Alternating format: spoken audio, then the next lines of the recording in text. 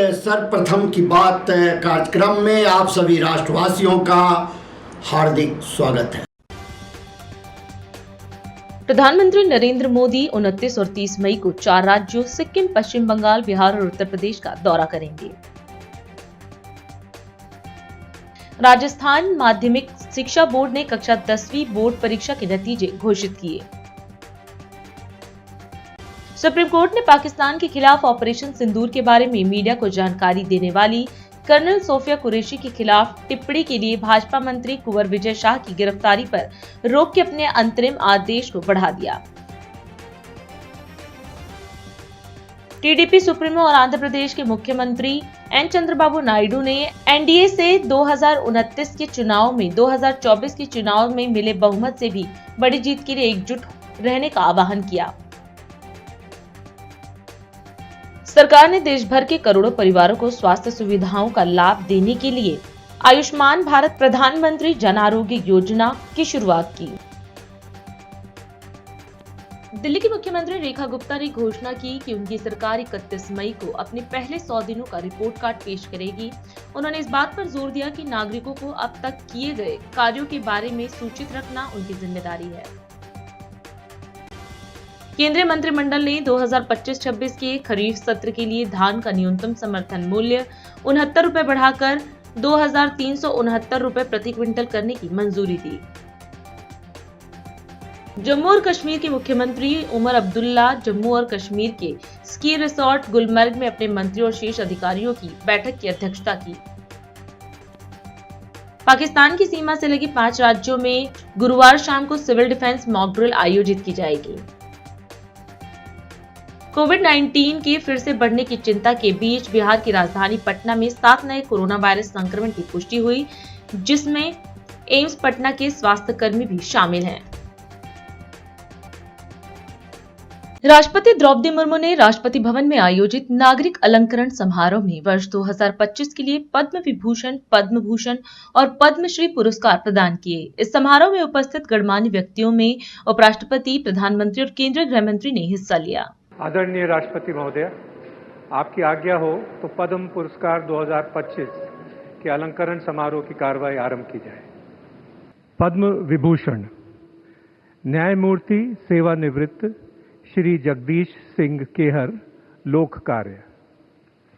श्रीमती कुमुदनी लाखिया, मरणोपरांत कला नृत्य, उनके पौत्र श्री सहान हत्तनगढ़ी।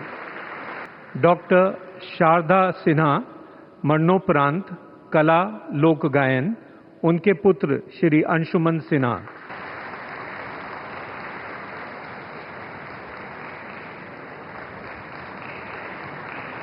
पद्म भूषण डॉक्टर शोभना चंद्र कुमार, कला नृत्य।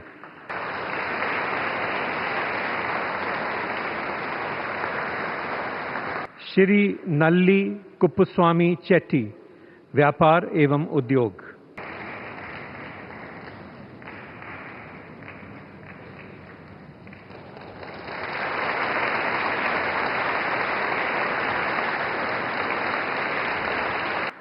डॉक्टर विवेक देब्रॉय, मरणोपरांत साहित्य एवं शिक्षा, उनकी पत्नी श्रीमती सुपर्णा बैनर्जी।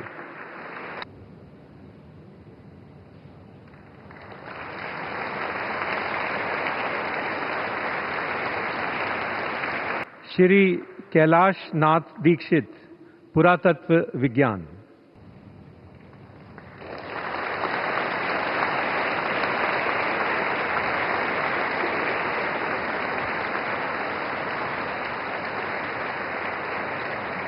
श्री जतिन गोस्वामी, कला नृत्य।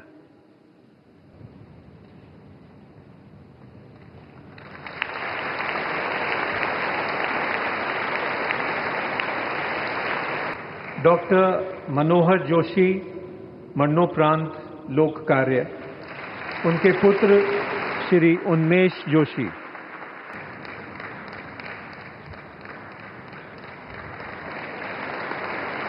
श्री अनंत नाग, कला फिल्म अभिनय।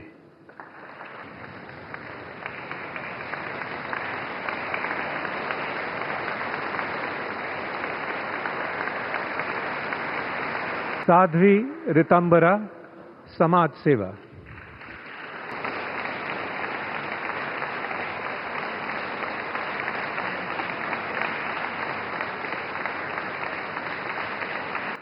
पद्म श्री श्री वेलु आसान, कला संगीत।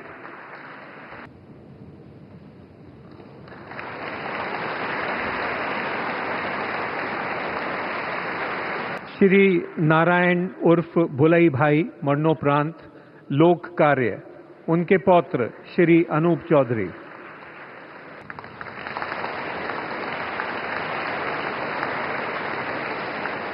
श्री सज्जन भजन का, व्यापार एवं उद्योग।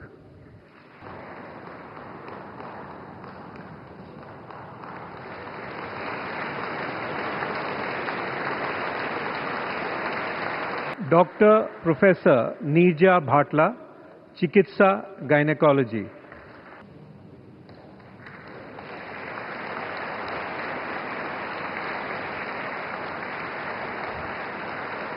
श्री अजय वी भट्ट, विज्ञान एवं इंजीनियरिंग।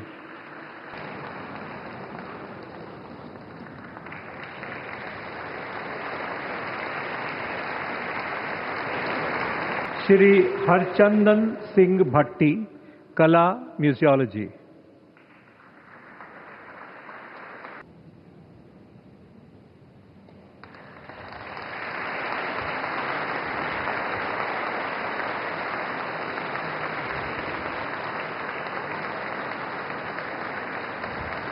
दिल्ली विश्वविद्यालय से संबंध श्री गुरु Govind Singh college of commerce में 28 मई 2025 को एक भव्य सम्मान समारोह का आयोजन किया गया। इस अवसर पर दिल्ली की मुख्यमंत्री रेखा गुप्ता मुख्य अतिथि के रूप में शामिल हुई। उनके साथ दिल्ली सरकार में उद्योग, खाद्य एवं आपूर्ति, पर्यावरण, वन एवं वन्यजीव मंत्री मजिंदर सिंह सिरसा विशिष्ट अतिथि के रूप में समारोह की शोभा बढ़ाई। यह कार्यक्रम कॉलेज परिसर स्थित साहिबजादा अजीत सिंह ऑडिटोरियम में सुबह 10 बजे से आरंभ हुआ। समारोह का आयोजन कॉलेज प्रशासन द्वारा दिल्ली सिख गुरुद्वारा प्रबंधक कमेटी के सहयोग से किया गया। इस सम्मान समारोह में DSGMC के अध्यक्ष सरदार हरमीत सिंह कालका, महासचिव Sardar Jagdeep Singh Kahlon, college governing body के अध्यक्ष MPS चड्ढा, कोषाध्यक्ष सरदार गुरिंदर पाल सिंह और कॉलेज के प्राचार्य प्रोफेसर डॉक्टर जतिंदर बीर सिंह उपस्थित रहे।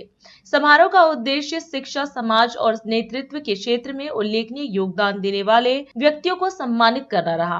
आज का दिन मेरे लिए बहुत ही रोमांच भरा है। I am very much excited over here. Guru Govind Singh college हमेशा से एक प्रेस्टिजियस कॉलेज रहा है और कॉमर्स बैकग्राउंड के लिए तो हमेशा बच्चों की यही उम्मीद रहती थी कि इस कॉलेज में यदि एडमिशन हो जाता है तो इससे बढ़िया कुछ नहीं हो सकता। तो पहले एज ए स्टूडेंट, फिर एज ए डूसू लीडर यहाँ कैंपेनिंग करने के लिए आना होता था 95, 96 में। फिर एज ए पेरेंट्स, जब मेरी बेटी ने यहाँ एडमिशन लिया तो उसने तो लिया कि कॉमर्स बैकग्राउंड का सबसे अच्छा कॉलेज है, पर मैं बड़ी खुश थी। मैं कहा चल ठीक है, सबसे डिसिप्लिन वाला कॉलेज यदि दिल्ली यूनिवर्सिटी में कोई है। और दूसरा माँ, बेटी की माँ के लिए तो सबसे बढ़िया, क्योंकि मेरे से हमसे ज़्यादा तो जो प्रिंसिपल सर हैं वो ही डिसिप्लिन बना के रखते हैं, हमारे कहने की ज़रूरत ही नहीं है। इस ऑडिटोरियम में खड़े होकर सच में मुझे बड़ा अच्छा लग रहा है। मैं सच में थैंक्स करना चाहती हूँ हमारे MPS चड्ढा साहब को, जिन्होंने हमेशा मेरा बहुत साथ दिया मेरे हर इलेक्शन में। हमारे हरमीत सिंह कालका साहब भी, हमारे मिनिस्टर साहब जो आज मेरे साथ मिनिस्टर है, तब भी वो मेरी कैंपेन के लिए आते थे। जब मैंने काउंसलर लड़ा तब भी उन्होंने मेरे लिए कैंपेन किया, जब मैंने MLA लड़ा तब भी उन्होंने मेरे लिए कैंपेन किया। और देखिए गुरु साहब की क्या कुदरत है कि आज हम दोनों एक सरकार चलाने में कंधे से कंधा मिला करके चल रहे हैं। जितना आप सब ने मुझे आशीर्वाद दिया, ब्लेसिंग दी, ना केवल मुझे दी, देश के लिए भी हमेशा आप लोग खड़े रहे, डटे रहे। आपके लिए, पूरी सिख कम्युनिटी के लिए जितना कर दिया जाए काम उतना कम है। मैं तो चाहती हूँ कि मुख्यमंत्री के नाते मुझे और गुरु साहब सेवा करने का मौका दें। और ये जो आपने मेरे जिम्मे लगाया है कि हमारे 1984 के दंगों के पीड़ित परिवारों को जो नौकरियां देने का काम पूरा करने का है। कल तो सिर्फ शुरुआत हुई है, हमने 125 लोगों का अप्रूवल किया है। सभी की सभी एप्लीकेशन अप्रूव हो, ये मेरी जिम्मेदारी है, इसके लिए हम जरूर काम करें। ये मोदी जी का विजन है जो सच में इतना सोचते हैं, पूरे देश को एक धागे में पिरो करके माला के जैसे वो बना के रखते हैं। नहीं तो करतार साहब का कॉरिडोर खुलता नहीं तो आज पूरे देश में जिस तरीके से सिख समाज को सम्मान, आज प्रधानमंत्री जी के रेजिडेंस पे जाना हो ना तो समाज पूरा सर उठा के जाता है, अपनी कृपान भी लेके जाता है, अपना ग्रंथ भी लेके जाता है और प्रधानमंत्री जी पूरे सम्मान के साथ में उन्हें रिसीव करते हैं। इससे पहले कि कभी किसी प्रधानमंत्री ने ना कभी किसी मुख्यमंत्री ने समाज के लिए इतना सोचा।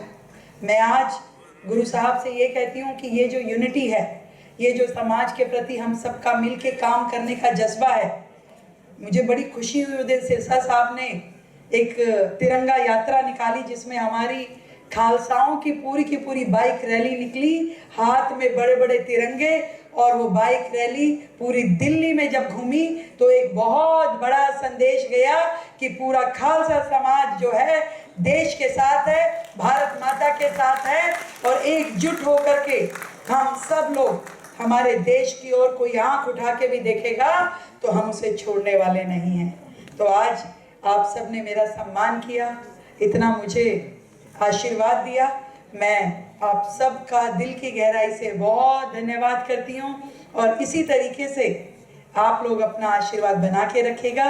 मैं भी पूरी कोशिश करूंगी कि आप लोगों का कोई काम कम्युनिटी का रुके ना और मिल करके हम विकसित दिल्ली, विकसित भारत बनाएं। जय हिंद। 40 साल में 1984 के पीड़ित को नौकरी नहीं मिली और 100 दिन में मिल गई। इससे आप कल्पना कर सकते हैं कि जो कोई ना कर पाएगा वो ये सरकार ने काम किया है। इसके लिए मैं आज रेखा गुप्ता जी को यहाँ भी बधाई दी और दिल्ली के लोग जगह जगह पे उनको रेखा दीदी कह के उनको बधाई देते हैं क्योंकि उन्होंने असंभव को संभव करके दिखाया। सर, आप पर्यावरण मंत्री भी हैं तो क्या पॉल्यूशन पे भी रिपोर्ट कार्ड कोई पेश करेंगे? जी बिल्कुल, पॉल्यूशन का भी हम अपना आपके सामने रिपोर्ट कार्ड रखेंगे। रिपोर्ट कार्ड के साथ साथ हमारा विजन क्या है, 2025 का मिटिगेशन के लिए एक्शन प्लान क्या है, वह भी आपके सामने रखेंगे। सूचना एवं प्रसारण मंत्री अश्विनी वैष्णव ने केंद्रीय कैबिनेट की बैठक के बाद प्रेस ब्रीफिंग की। इस दौरान उन्होंने बताया कि कैबिनेट ने कुल 5 अहम फैसले लिए हैं। इनमें से 2 फैसले किसानों के कल्याण से जुड़े हैं, जबकि 3 फैसले इंफ्रास्ट्रक्चर प्रोजेक्ट से संबंधित हैं। मंत्री ने इन सभी निर्णयों की विस्तार से जानकारी दी। आज की कैबिनेट मीटिंग में बहुत ही महत्वपूर्ण 5 फैसले लिए गए। किसानों के वेलफेयर के लिए 2 बड़े फैसले लिए गए। खरीफ की एमएसपी, दूसरा इंटरेस्ट सबवेंशन स्कीम और 3 इंफ्रास्ट्रक्चर के प्रोजेक्ट हैं। एक 4 लेन हाईवे है और दूसरा और बाकी 2 रेलवे की लाइंस हैं। सबसे पहले साथियों, खरीफ के लिए किसानों के लिए बहुत बड़ा एक फैसला लिया गया है। आप सब जानते हैं कि खरीफ की फसल में जिस तरह से पिछले 10-11 वर्षों में मैसिव वृद्धि की गई है एमएसपी की, उसी कड़ी में सीएसीपी की रिपोर्ट पर 2025-26 के खरीफ मार्केटिंग सीजन के लिए आज कैबिनेट में एमएसपी अप्रूव हुआ है। टोटल अमाउंट इसका 2,07,000 करोड़ के आसपास का एस्टिमेट किया गया है। और जैसा कि प्रधानमंत्री श्री नरेंद्र मोदी जी ने प्रतिबद्धता दिखाई है किसानों को उनकी कॉस्ट के ऊपर 50% मिनिमम मार्जिन मिले, कम से कम मार्जिन मिले, उसका ध्यान रखा गया है। तो जितने भी क्रॉप्स हैं, हर एक क्रॉप के लिए कॉस्ट से 50% अधिक, कॉस्ट प्लस 50%, इस चीज का ध्यान रखा गया है। सीएसीपी अपना एक बहुत ही कॉम्प्रिहेंसिव स्टडी करता है, जैसा कि आप सब जानते हैं। डिमांड एंड सप्लाई सिचुएशन देखते हैं, ओवरऑल ग्लोबल प्राइसेस देखते हैं, भारत में कॉस्ट कितनी आती है उस सब को देखते हैं। इन सब को देख के रिकमेंडेशन करते हैं। ये इंडिविजुअल क्रॉप्स की एमएसपी है, 3 भाग में है। पहला भाग है सीरियल्स यानी फूड ग्रेन्स, उसमें पैडी, ज्वार, बाजरा, रागी और मेज, इन सब की एमएसपी आपके सामने है। आप सब जगह देखेंगे जो कॉस्ट है, कॉस्ट ऑफ प्रोडक्शन है और उसके बेसिस पे एमएसपी, कॉस्ट के ऊपर एमएसपी कितना है वो लास्ट कॉलम बहुत इंपॉर्टेंट है। कम से कम 50%, कुछ केसेस में 63%, कहीं पे 59% over and above the cost. ये बहुत ही इंपॉर्टेंट पॉइंट है। और ऐसा कि ऐसा फिनोमिनन पल्सेस और फाइबर क्रॉप्स में भी है, जहां पर क्रॉप्स लिए गए हैं तूर, मूंग, उड़द और कॉटन।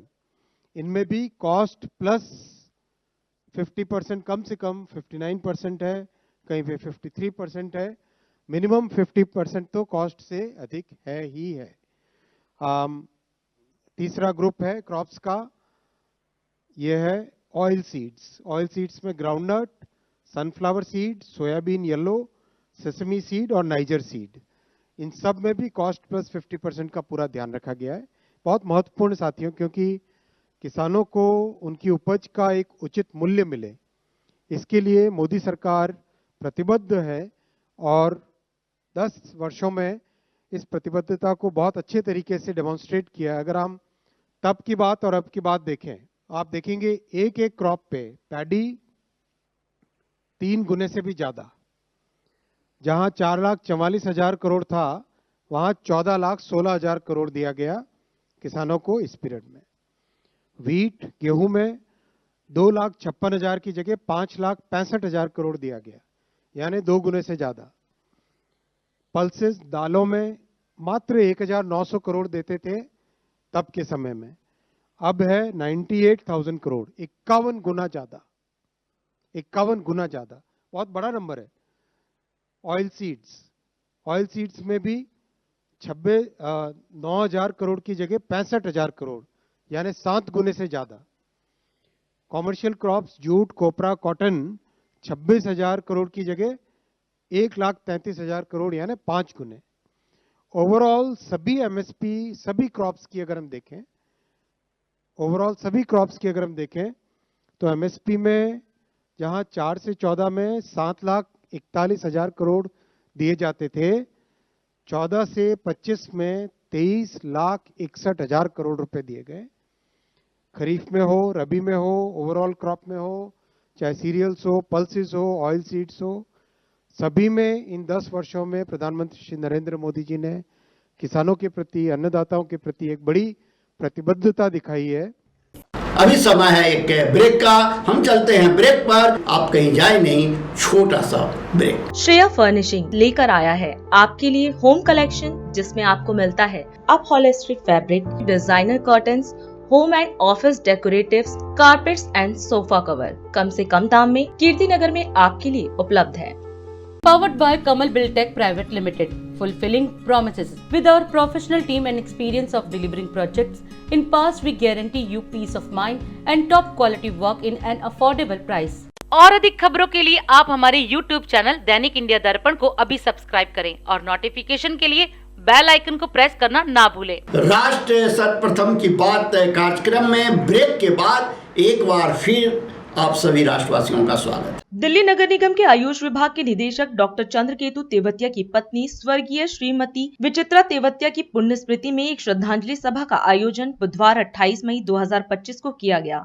डॉक्टर चंद्रकेतु पूर्व में दिल्ली की पूर्व मुख्यमंत्री शीला दीक्षित एवं मंत्री दीपचंद बंधु के साथ रह चुके हैं। वह और उनका परिवार धर्म व समाज के कार्यों में तत्परता से भूमिका निभाता रहा है। श्रीमती तेवतिया स्वयं अपने मिलनसार स्वभाव के लिए जानी जाती रही हैं। श्रीमती तेवतिया की स्मृति में आयोजित श्रद्धांजलि सभा गुरु जम्भेश्वर संस्थान भवन सिविल लाइंस में आयोजित की गई। दिवंगत आत्मा की शांति हेतु आयोजित सभा में श्रीमती विचित्रा के पति डॉक्टर चंद्रकेतु तेवतिया के अतिरिक्त पुत्र शौर्य तेवतिया, पुत्र पायस्वानी, पुत्र वधू रिया तेवतिया, ज्येष्ठ अनिल बंधु, ज्येष्ठ विजन तेवतिया, भांजा मंजुल व अन्य परिवारजन उपस्थित रहे। इस सभा में डीआईडी न्यूज चीफ ललित सुमन, श्री राम संस्कृत शोध संस्थान न्यास के न्यासी डॉक्टर राम अवतार शर्मा सहित अन्य गणमान्य हस्तियों ने भी दिवंगत आत्मा की शांति के लिए प्रभु से प्रार्थना की। पंचकुला में हरियाणा योग आयोग और आयुष विभाग द्वारा योग महोत्सव 2025 का आयोजन किया गया। इस अवसर पर हरियाणा के मुख्यमंत्री नायाब सिंह सैनी भी मौजूद रहे। मुख्यमंत्री ने कहा कि सूर्य नमस्कार 2025 के 264 प्रतिभागियों के सम्मान में आयोजित यह महोत्सव भारत की प्राचीन योग परंपरा को सहेजने और जन जन तक योग पहुंचाने का प्रयास है। उन्होंने बताया कि प्रदेश में योग को बढ़ावा देने के लिए हरियाणा योग आयोग का गठन किया गया है। हरियाणा देश का एकमात्र राज्य है जहां योग को स्कूली पाठ्यक्रम में शामिल किया गया है। आज मेरे लिए बहुत ही गौरव का दिन है। 10वें अंतर्राष्ट्रीय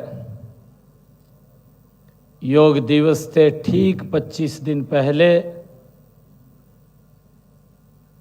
हमारे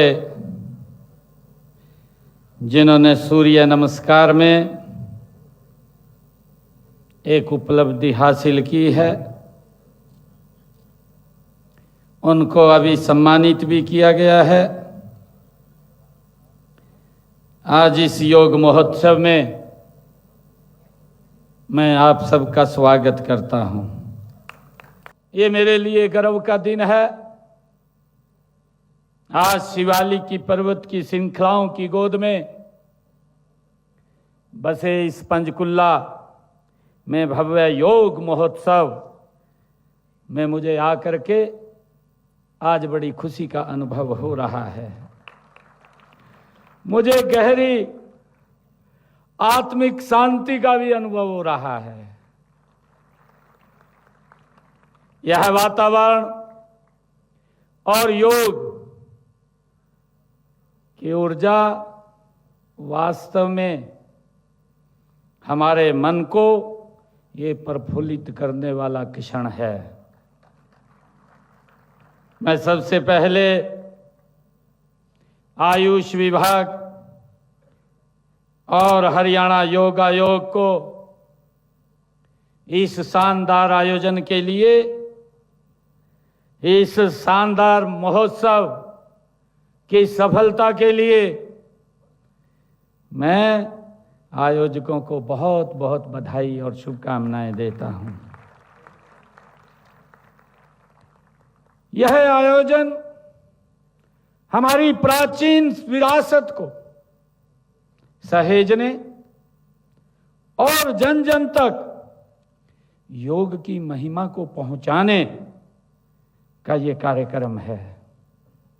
मुझे खुशी है कि यह योग महोत्सव एक विशेष महत्व रखता है, क्योंकि यह आगामी, हम सब जानते हैं कि 21 जून को अंतर्राष्ट्रीय योग दिवस पूरी दुनिया मनाती है, और उससे पहले इस योग को एक महोत्सव के रूप में मनाना और उत्सव के रूप में तो मनाना, हम यहाँ एकत्र आए हैं, बल्कि हम यहाँ उन 264 चमकते हुए सितारे जिन्होंने अभी आपके सामने है कि जो हमारा सूर्य नमस्कार है उसके अंदर उपलब्धि प्राप्त की है, उनको भी सम्मानित करने का ये हमें अवसर मिला है। ये सूर्य नमस्कार अभियान स्वामी विवेकानंद जयंती 12 जनवरी से आरंभ हुआ था और दयानंद सरस्वती जी की जयंती 12 फरवरी को इसका समापन हुआ था, हम सब जानते हैं। और मुझे यह भी खुशी है बताते हुए, इस कार्यक्रम में लगभग 46 लाख लोगों ने वो भागीदारी अपनी सुनिश्चित की थी। इस अभियान में जिन हमारे योग संस्थाओं, आयुष योग सहायकों, शैक्षणिक संस्थाओं, सरकारी विभागों ने श्रेष्ठ प्रदर्शन किया है, उनको आज सम्मानित करने का यहाँ पर यह अवसर है। मैं उन सबको बहुत बहुत बधाई देता हूँ। छत्तीसगढ़ के मुख्यमंत्री विष्णुदेव साय ने रायगढ़ के सृजन सभा कक्ष में सुशासन त्योहार के तहत विकास कार्यों और जन कल्याणकारी योजनाओं की समीक्षा की। बैठक में मुख्यमंत्री आवास योजना, जल जीवन मिशन, लखपति दीदियों को ड्रोन प्रशिक्षण, जन औषधि केंद्र, खाद बीज की स्थिति और शिक्षा की गुणवत्ता पर चर्चा हुई। मुख्यमंत्री ने मौसमी बीमारियों से निपटने के लिए दवाइयों की उपलब्धता, पानी टंकियों तक जलापूर्ति की योजना, पुराने राजस्व प्रकरणों के शीघ्र निपटारे और अभिलेख त्रुटियों पर त्वरित कार्रवाई के निर्देश दिए। सुशासन का त्योहार 3 चरणों में चलने वाला है। पहला चरण 8 अप्रैल से लेकर 11 अप्रैल तक चला, जिसमें हमारे अधिकारीगण लोगों के बीच में गए, ऑनलाइन भी समस्याओं को लिया और दूसरे चरण में 12 अप्रैल से लेकर 4 मई तक उन समस्याओं का समाधान करने का प्रयास हमारे अधिकारियों ने किया और 5 मई से जो तीसरा चरण चल रहा है सुशासन त्योहार का, इसमें जगह जगह पर समाधान शिविर लगाए जा रहे हैं। क्लस्टर में कहीं 10 ग्राम पंचायत को लेकर, कहीं 15 ग्राम पंचायत को लेकर, और वहां पर हमारे अधिकारी रिपोर्ट कार्ड प्रस्तुत कर रहे हैं। उस क्लस्टर में कितनी समस्याएं आई और कितना का समाधान हुआ, पूरा रिपोर्ट कार्ड हमारे अधिकारी रख रहे हैं। और इसमें हम स्वयं, हमारे दोनों डिप्टी सीएम, हमारे मंत्रीगण, हमारे सांसद, विधायकगण सभी समाधान शिविर भी अटेंड कर रहे हैं, औचक निरीक्षण भी कर रहे हैं। और रोज हम एक जिले में, कहीं 2 जिले का, कहीं 3 जिले का समीक्षा बैठक भी कर रहे हैं। तो आज हमारा ये रायगढ़ जिला 26वां जिला है।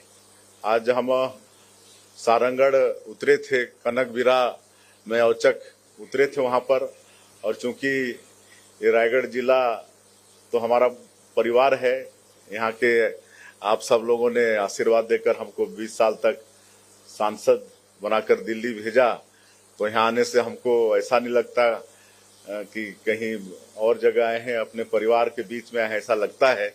और कनकबिरा में सभी परिचित लोग वहां पर मिले और एक पेड़ के नीचे वहां भी चौपाल लगाए और 1.5 घंटा वहां पर सबसे बतियाए और हालचाल पूछे उनका। और हम लोग जो 1.5 साल में जन सेवा में जो कार्यक्रम चला रहे हैं, एक तो मोदी की जो गारंटी थी उसका भी अधिकांश काम को पूरा करने का प्रयास किए हैं, तो वो सब कितने लोगों को मिला नहीं मिला वो सब पूछते हैं। महतारियों से पूछते हैं कि उनको जो महतारी बंधन का 1000 रुपया हर महीना भेज रहे हैं वो मिल रहा है कि नहीं। हाथ उठवाते हैं तो सभी उठाते हैं और उनसे भी पूछते हैं कि मतलब इसका आप लोग क्या करते हैं, तो बड़ा अच्छा अपना जो कर रहे हैं उसको बताते हैं। तो आज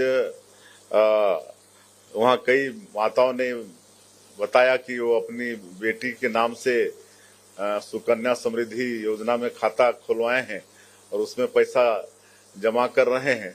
तो इस तरह से महतारी बंधन योजना के माध्यम से जो पैसा हम लोग दे रहे हैं उससे महिला सशक्तिकरण हो रही है। तो बड़ा अच्छा लगता है जब ये सब उनके मुख से सुनते हैं। तो और प्रधानमंत्री आवास भी पिछली सरकार में 5 साल उससे वंचित हो गए, गरीब लोग 18 लाख लोग वंचित हो गए, और हम लोग जब सरकार में आए तो प्राथमिकता से उसको करा भी रहे हैं और करीब करीब हर जगह समाधान शिविर में भी और समीक्षा बैठक में भी गृह प्रवेश भी करा रहे हैं।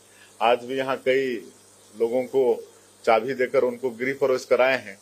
तो बड़ी खुशी होती है सब सुनकर कि अभी 1.5 साल से उनके प्रधानमंत्री के आवास भी बन रहे हैं और राशन वासन भी सब समय पर पहुंच जाता है, बिजली भी रहती है और पानी की समस्या जरूर बताते हैं।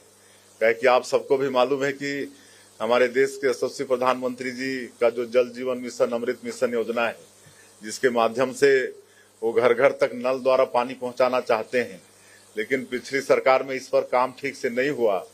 उसको हम सुधारने का प्रयास कर रहे हैं और आगे चल के सुधारेंगे भी। और अधिक खबरों के लिए आप हमारे YouTube चैनल दैनिक इंडिया दर्पण को अभी सब्सक्राइब करें और नोटिफिकेशन के लिए बेल आइकन को प्रेस करना ना भूलें। आज हम इस कार्यक्रम में आपसे विदा लेते हैं। आप अन्य खबरों के लिए बने रहे। राष्ट्र सर्वप्रथम, वंदे मातरम, जाग उठा है भारत। राष्ट्र सर्वप्रथम।